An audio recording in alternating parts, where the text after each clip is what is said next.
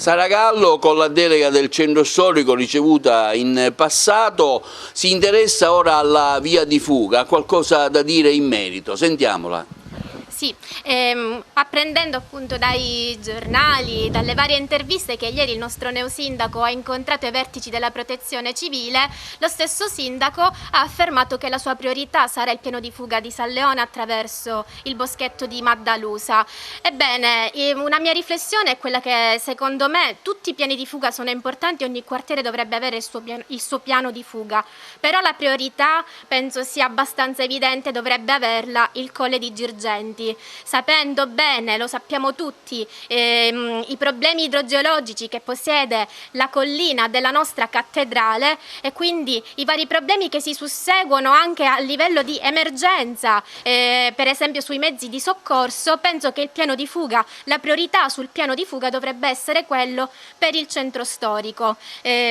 Bisognerebbe appunto esaminare come poter utilizzare la via Giardinello, bisognerebbe ripristinare la viabilità anche della salita San Vincenzo, perché non va sottovalutato nemmeno questa. Insomma, io spero tanto che la nuova amministrazione non possa appunto lavorare innanzitutto sul centro storico e soprattutto io vorrei ricordare, perché è un fatto che non va dimenticato, quel tragico incendio di fine giugno dove morì un'anziana in via San Girolamo, in quanto vi fu anche un problema per quanto riguarda il passaggio dei mezzi di soccorso in via San Girolamo, che sappiamo bene è tra le vie forse più grandi del centro storico, eppure avendo una strettoia all'inizio della via molti mezzi non poterono passare, in particolare i mezzi scala. Quindi molti cittadini sanno che ho fatto una petizione.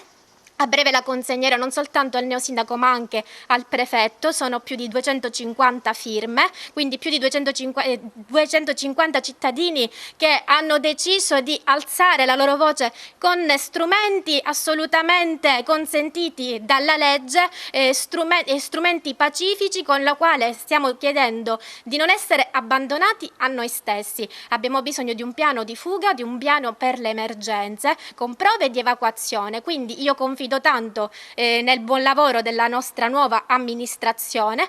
Colgo l'occasione per augurare un buon lavoro, in particolare al neoassessore al centro storico Gianni Tuttolomondo.